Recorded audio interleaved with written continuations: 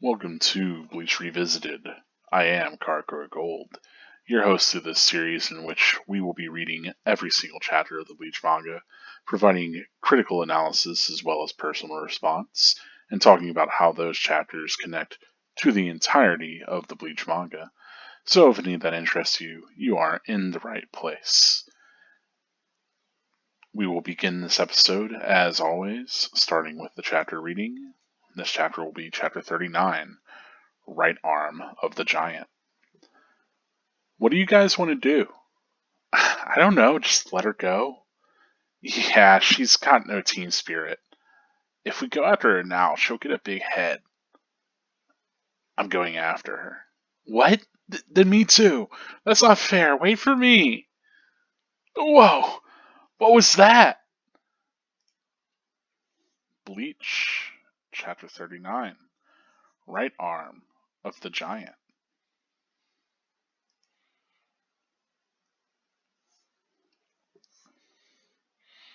I don't see anything moving. Is it waiting for us? Shoot, if I could just see it more clearly. There.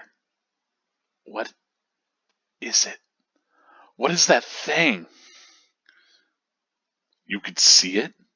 Are you kidding? You can't? It's plain as day. You. Look out! Behind you!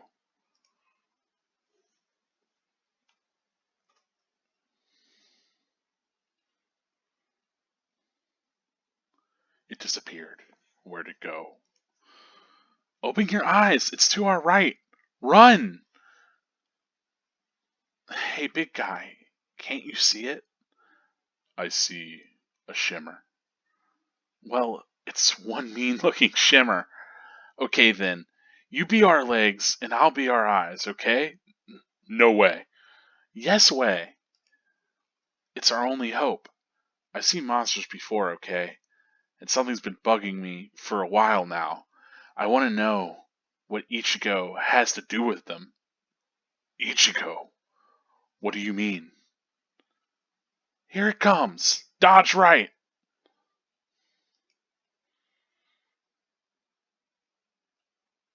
Wow.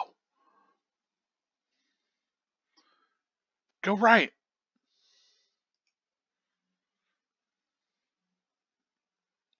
Mm. Hey. Hey, you okay? Kurosaki! What happened to you? Who's the big dude with the blood? Did you do that to him? Did you beat him up?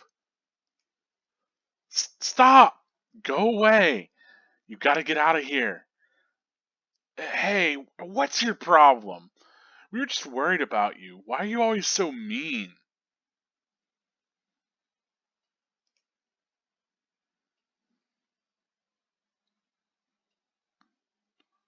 Why are you always so mean? What did it accomplish? You hurt those who hurt you? Then what? You're very strong, Chad. You're tall, you're handsome. You were born with all the things people wish for. People who are different always get picked on. I don't know what it's like in other places, but in this world, that's how it is. But Chad, learn to be kind.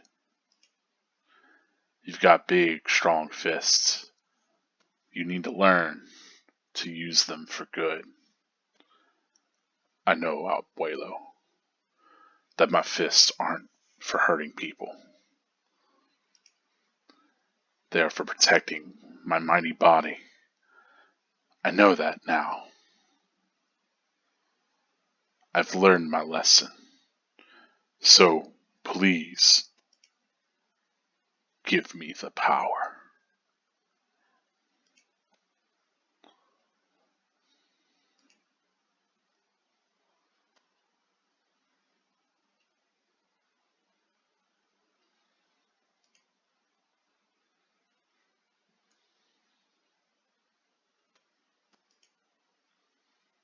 Please, give me the power.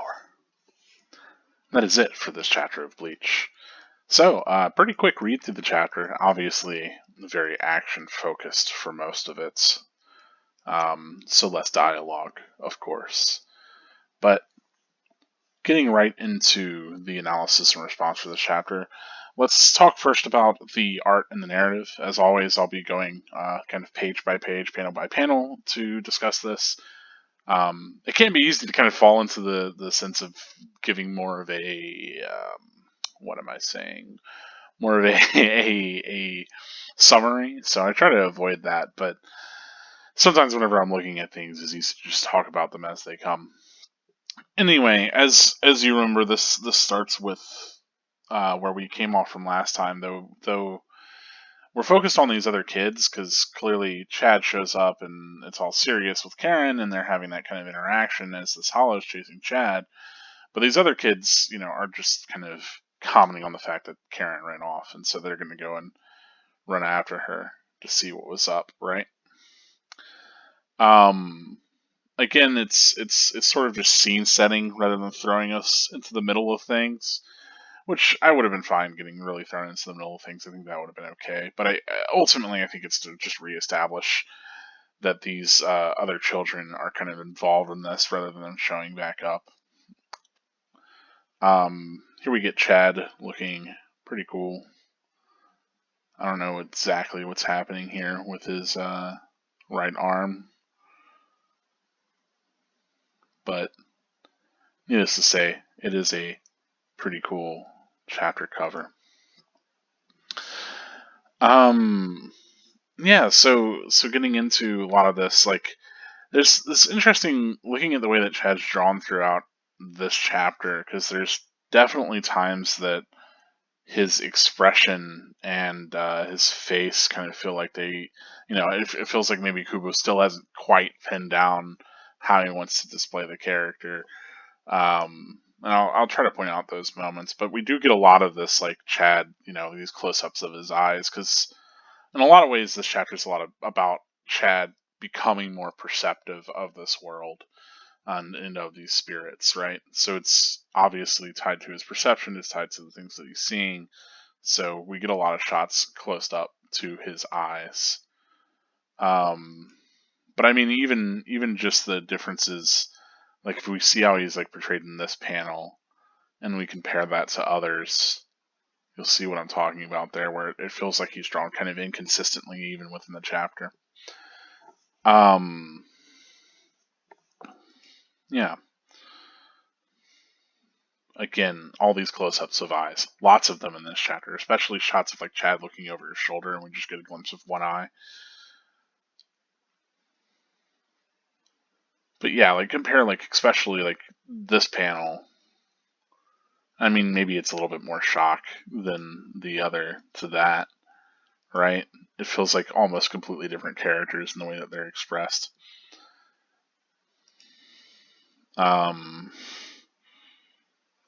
Yeah, like especially this top one. I don't know. It runs a gamut for me. I'll point out other ones, but yeah, obviously the idea is that there's a discrepancy between Chad and the Karen's perception. Obviously, clearly, and they have to kind of team up to fight this Hollow, which is pretty cool. I think it's a neat moment. If you do remember, we had something similar with Rukia and Chad kind of teaming up. So, in a lot of ways, it's using that same sort of structure where we have somebody who's more perceptive and, not physically capable, kind of relying on Chad being the physical attacker, but not having that perception. So I think it's meant to immediately be evocative of that earlier structure that we've gotten with Rukia. Except in this case, Chad has a little bit more thrust to be protecting Karen, and then also we don't have the sense that Ichigo is going to be able to show up in time. And so this same structure gets played in a different way, whereas before, of course, Ichigo is able to show up and then fight Shrieker. And we even get that moment where Rukia leads Shrieker away for a while and all of that. Whereas here, obviously, the same sort of structure gets set up, but it gets played out towards Chad developing these powers of his. So it's kind of neat. Yeah. again here, like this over the shoulder shot of a single one of Chad's eyes. We get maybe like a dozen of those this chapter. And you can really get the sense of how huge Chad is, especially whenever you have him juxtaposed to these smaller characters. Like he's able to tuck Karen up over her shoulder, and she's like curled around, but she's not even like the size of his head. Like it's ridiculous. Um,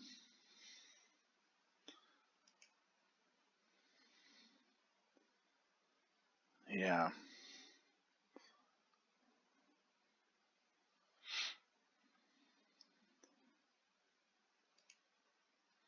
trying to kind of follow here and talk about some of the other beats that I want to talk about. So obviously the big moment here that starts to kind of pull this narratively into a different direction that we might not have expected is that Karen's really trying to figure out the connection between Ichigo and these monsters, right? That that he's the Karen's acknowledging that she's seen these hollows before, even though she only has vague memory of them, right? Her memories are supposed to be erased, both for the Grand Fisher and the Fishbone Dean attacks, but it seems as though she can remember seeing them on like the hollows, and she remembers Ichigo having a connection to them, and she knows things are up with Ichigo too. Like she saw Ichigo leaving with Rukia that one time, so she's aware that Ichigo has some curious connection to these monsters and has been fighting them, but she doesn't understand like the whole Soul Reaper, that entire angle, right? So it's kind of neat. It's interesting to see her trying to piece together something that obviously is like the core conceit of the manga for us. Like we entirely are following Ichigo's journey, fighting them, but it's interesting to get a character that's like more in the dark, trying to figure things out. But the other kind of cool thing is that as she expresses this, Chad, who wasn't really aware of this, has because he has the same connection, right? Where he was involved in the whole battle with Shrieker, but of course he had his memories erased, and so for an interesting kind of moment, like both these characters are in the same position where they both have this connection to Ichigo, they both have their memories erased regarding these hollows, but they also both have this sort of awareness of something more kind of there. And while Chad's more kind of blown it off or not thought about it, or not engaged in a lot of ways, like as we've seen, especially even if you just go back to the Don Kanoji stuff where Chad's hearing the spirit yelling out, and then Keigo convinces him not to get involved. There's a lot of moments like that where Chad's been convinced not to get involved with things. We had a kind of refrain of that even earlier, and like just a few chapters back, where his bandmates were trying to convince him not to get involved. So Chad very much has been the kind of person to keep his head down, and we didn't really know why until this chapter. We start to get a little bit of that background. Um, but yeah, this is really great for having a moment for you know Karen being the one to really open Chad's eyes, metaphorically to everything going on with Ichigo and his connection to Hollows. Um, but yeah, whenever I see like Chad being drawn like inconsistent, like here he looks so soft faced, and maybe it's the angle, but there's something about it that it doesn't quite read compared to the other ones as the same character.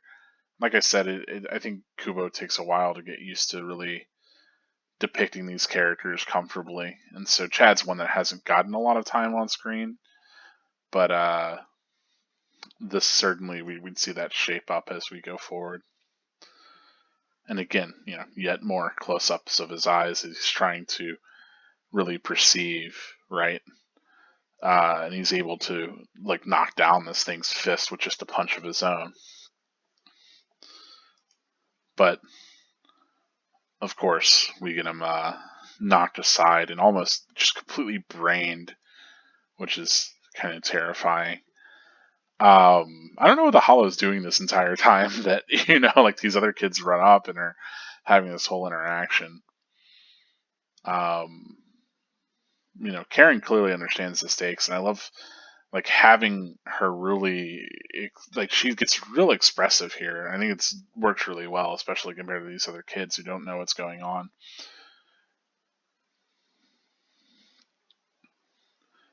I will say that I don't know that Bulbous G's mask reads very well in these close-ups.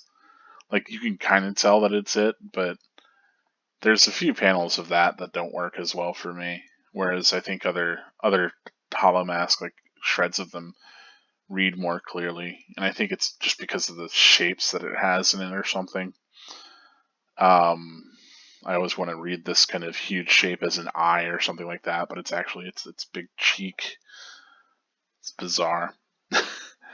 Anyway, yeah, we have Karen trying to save them, and then we get this flashback to Chad whenever he's young. And that's really the core of this chapter is really what we get here in this flashback and forward, right? Where Chad's abuelo, right, his grandfather, is talking to him and kind of, giving Chad a hard time for hurting people who in response to hurting him, right? That yeah, he's got the strength, but you know, he has all these wonderful qualities, and yeah, he's going to be different, especially considering living in Japan, um, being an outsider. He's going to be ostracized, but I think the idea being like, hey, you know, you need to be kind. You can't just respond to these things with violence. You have this strength, but it doesn't exist just to hurt others, right? Or just to lash out in response. I think that's a pretty sweet message, but it also really sets up the kind of cornerstone of how Chad has grown as a character from a youth to who he is as a teenager. Um, but the idea of like learning to use his fist for good and like what that means, right? And we get a lot of these kind of intercut. I love the close up of the fist. I think this is fantastic, especially we get Karen kind of being thrown aside. Uh, Action shot of and maybe I say action shot, but this might even be Chad's perception of the hollow bulbous chi that it's coming in a clearer picture now as Chad picks himself up. But yeah, this kind of my fists aren't for hurting people; they're for protecting my body, right? That's again this iteration of using power to protect rather than for the explicit purpose of doing harm, right? Um, yeah, and it's interesting too that we get this like calling out. I've learned my lesson, so please, give me the power, right? And again, it's that power to protect, and not just protect his body, but also the bodies of others. I think is pretty significant. Um, but this also represents a pretty big turning point for Chad because before now, Chad, like he got into the whole fight with Shrieker, right? And we saw him also take the entire, use his body to literally stop the girder that fell and almost hit him and his friends. Well, it hit him, but he kept it from crushing his other friends too, right? So, like, very clearly, like, Chad is willing to throw himself literally at danger, but we haven't seen him being as, like, offensive, right?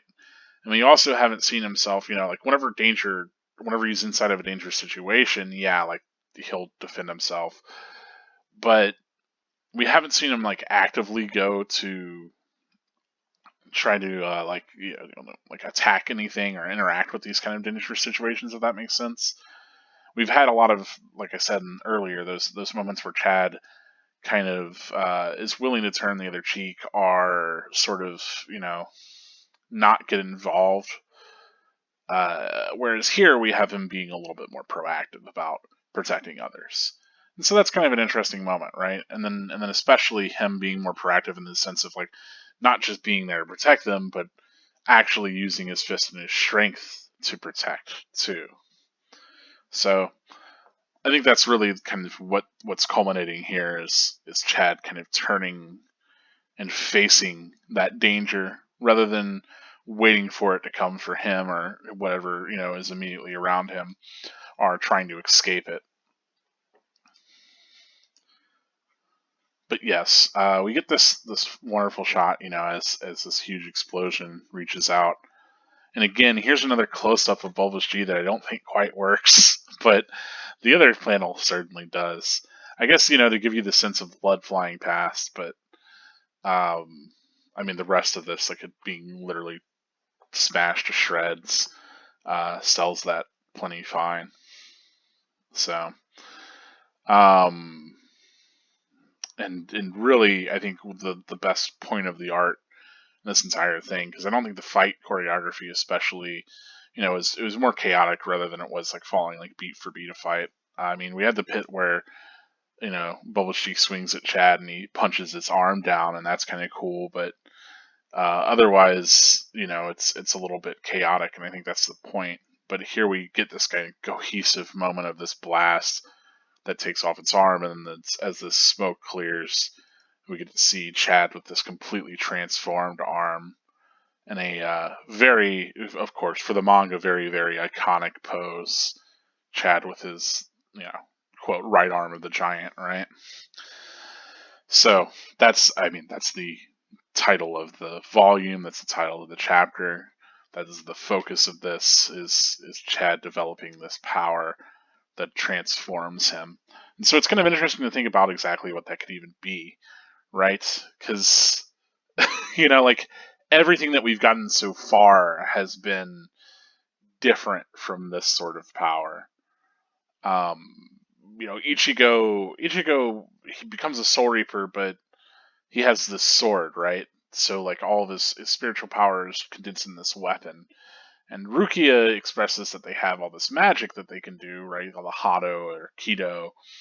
But that's also externalizations of these powers, right? That where you're casting it, outside of yourself, right?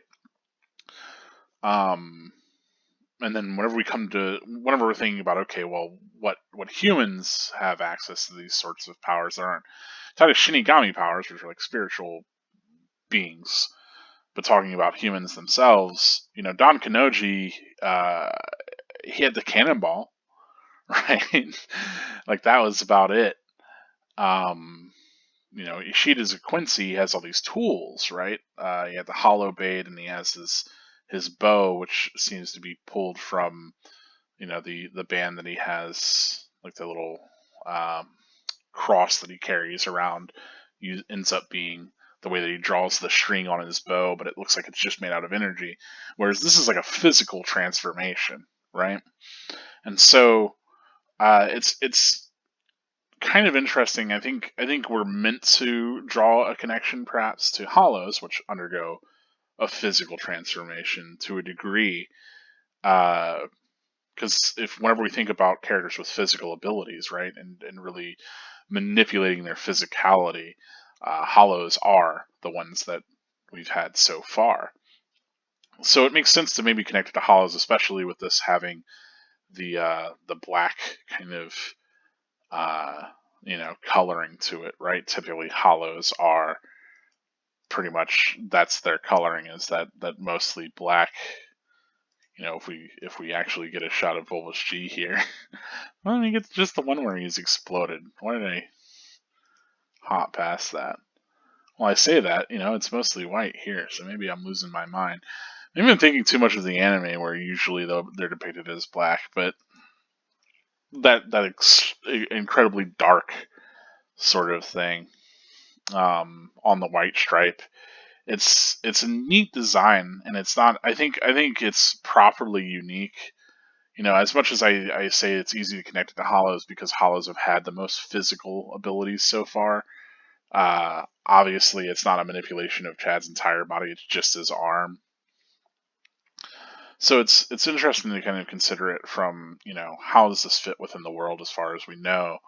and if this is an entirely bespoke power of Chad's or what's going on here. Clearly, he's not like been taught this by anybody. He's just awakened this sort of power.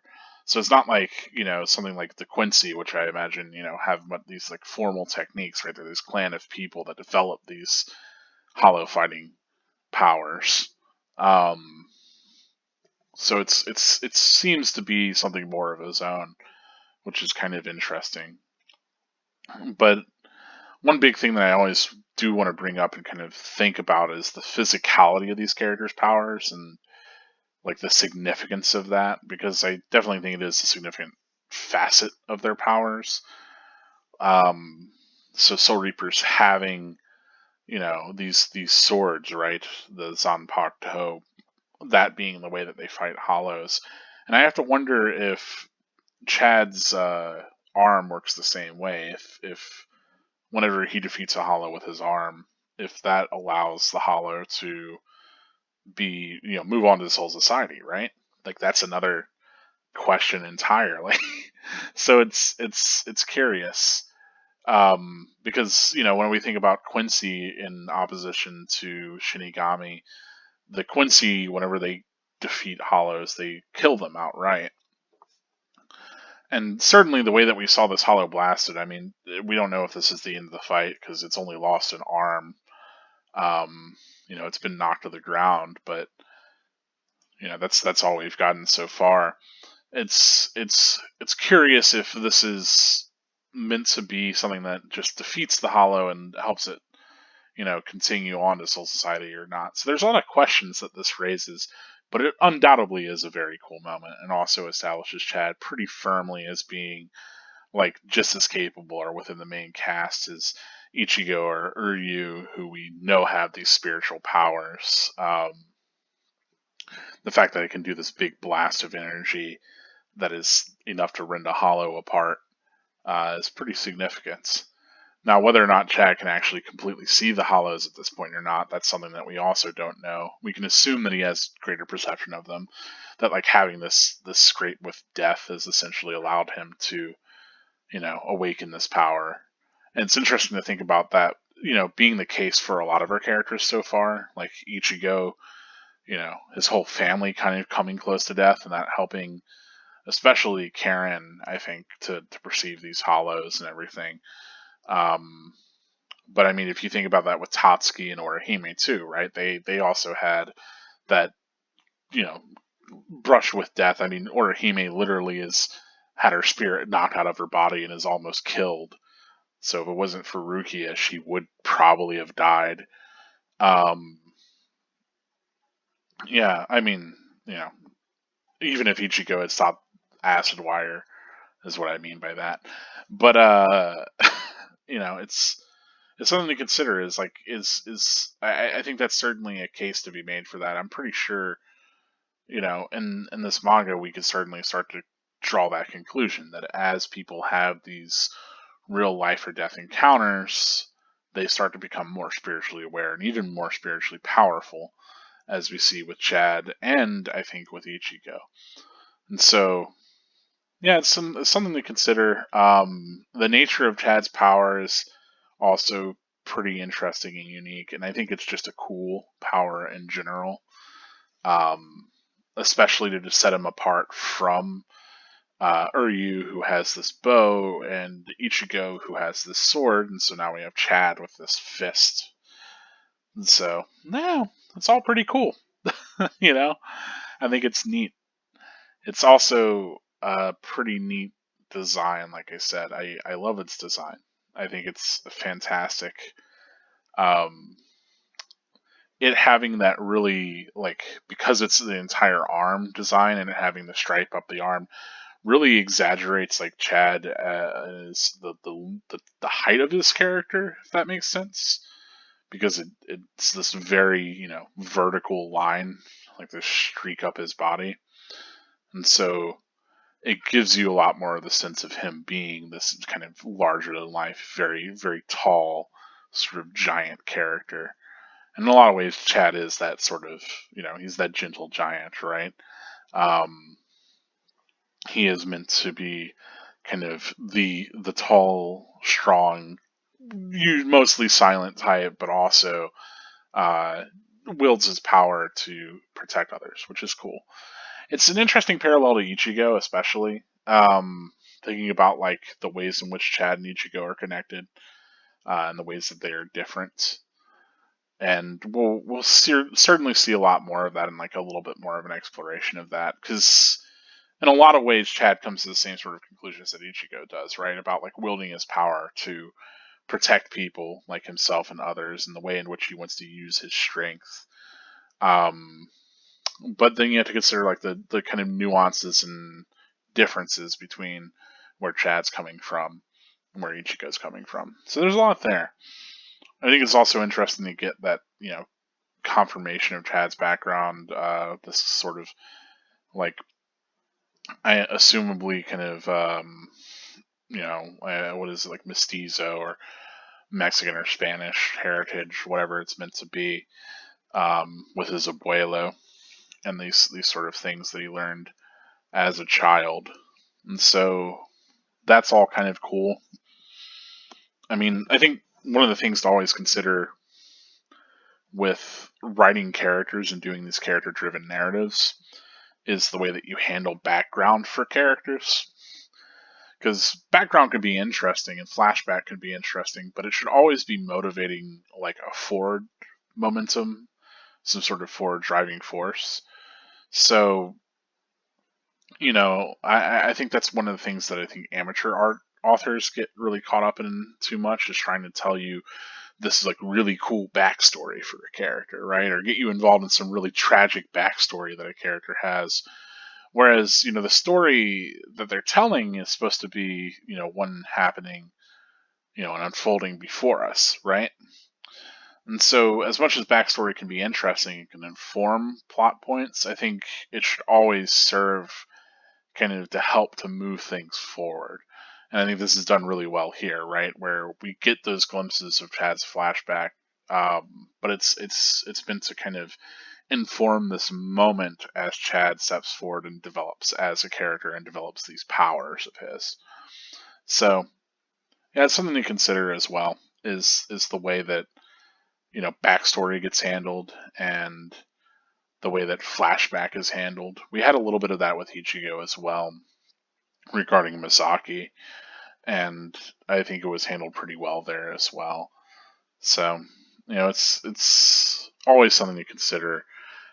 Um, yeah, just how you're trying to tell your story, especially your actual story. Whenever I say actual story, I mean like the one that you're currently engaging with, right? Which is like, okay, we have Chad fighting this hollow, like, so backstory wise, how can we have that if we're going to bring that up? If we're going to break up the action of Chad fighting the hollow with this bit of backstory, this flashback, how's that going to serve this scene? Is really the question that you should be asking yourself as an author, and I think it's got immediate purpose here, so it works for me. But yeah, that's about all I had to say on the chapter as a whole. It's a chapter that I think comes to an ending that I really really like. I wish there was more in the chapter, especially with the fight between the Hollow Chad and Karen kind of maneuvering Chad around as he becomes more and more aware. What they've got works, but like I said, I don't think the action choreography or the art for any of the Hollow really is as effective. Like I said, there's a lot more focus on kind of Chad and his awareness and like him trying to perceive and like really like squinting and his literal like eyes and perception, and like that's whole element. But I don't know that that congeals nearly as well as it should. Um, I don't know. Let me know. Because I certainly I like a lot, especially this last page that we've been sitting on. I love where this chapter goes, and I really like what we get out of it. But I don't know. I feel like the other parts could be a little bit stronger. They leave me wanting for more. And like I said, I think maybe it's Like, as much as I do like Bulbous G's design, I don't think it reads very well in those extreme close-ups of the parts of the mask. Um, those always throw me a little bit. So, let me know your thoughts on this one. I'd like to know how you feel about the whole of the chapter, and if there's anything that you notice kind of going on with the art that I didn't, or if there was anything that you kind of saw, narratively that I didn't pick up on. I think all of that would be interesting to see. But that's it for this chapter. All in all, like I said, I do like it. I really like, developing Chad in these ways. I think are natural and interesting and raise a lot of questions as well as build a lot of excitement. So that's cool. The other cool thing that we get is there's this focus on this medallion that his abuelo has in this panel, and I'm pretty sure Chad's wearing that as well. I don't know if we could see that around his neck there too. So I'm pretty sure that was passed on to him. Um, but it's interesting nevertheless is that we get that kind of shot. Um, yeah, I don't know that I have much else to say about this one. Just analysis wise, that's about the full of it. Lots of this Chad jumping out of the way, holding Karen. It's a shot that I think Kubo likes to use a lot. Interestingly, here in the chapter title, we do get Chad drawn without any of the highlights in his hair, and it's definitely a different feel for the character, I think. Anyway, that's it. That's all I had to say for chapter 39. Spoilers, right? Let's talk about how this connects to the rest of the manga. And very clearly there are a few things. Um, I think the biggest first thing, right, is talking about Karen and her sort of. So it's interesting to think about first of all that Rukia's mind thing isn't really working, right? That they aren't really wiping these people's memory that well. And it might be because they have these repeated exposures. It might be like a number of things, but um, it's certainly something to worry about, right? Is how much that technology is actually there versus, because clearly the technology must work to a degree, but then also considering how much of that is the technology having an issue versus how much of it is the characters being able to kind of overcome it, if that makes sense. I don't know. It's left vague, and I think the assumption that we're meant to kind of come to is that because they have these repeat exposures, that's what's like making them make more and more clear connection to these sort of the memories aren't so much erased as they are suppressed, if that follows. But the other thing is her just trying to kind of figure out what Ichigo has to do. Like, Ichigo as a Soul Reaper, and how that plays out. Because I don't know, like I don't know that gets any sort of big catharsis. Maybe I'm misremembering. Um, but like that idea of her trying to figure out what's going on, I don't know, for whatever reason that resonated with me. And Ichigo, whenever he's trying to figure out what's going on with everything in the Lost Agent arc, and he, obviously he's not going to just straight up ask Kisuke or his father why they're having all these meetings, but like it's the same sort of like, oh, I can't ask him directly because they won't tell me the truth sort of thing, even though the truth is fairly innocuous. I don't know. Because she hasn't confronted Ichigo. We've never seen her kind of talk to Ichigo about this, so it's interesting to think about. Also, of course, Chad having that same connection to Ichigo and being a little aware of what's going on with Ichigo is neat. Obviously, the biggest thing is, talking about Chad as a Fullbringer, right? And having these powers of his, um, and that sort of manifestation of his powers. Uh, and it's unclear. I don't know if it gets spelled out in the Lost Agent. I just forgot it. If the Fullbring is actually based on like his actual fist or his skin, right? Because he looks different, or if it's actually based off of the metal that he has from his abuelo, the amulet.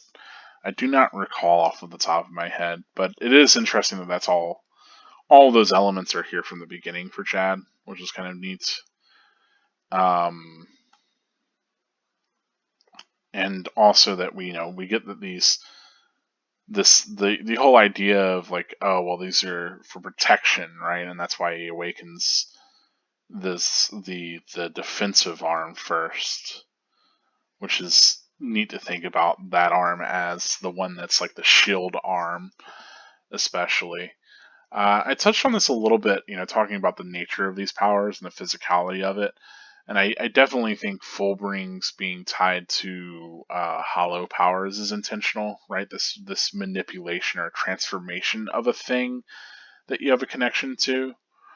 Um, whenever you think about the power structure in Bleach, like and how different characters of different factions manifest their powers, it's interesting to consider that, especially the difference between Shinigami and Hollow, but even all of that in Quincy, right?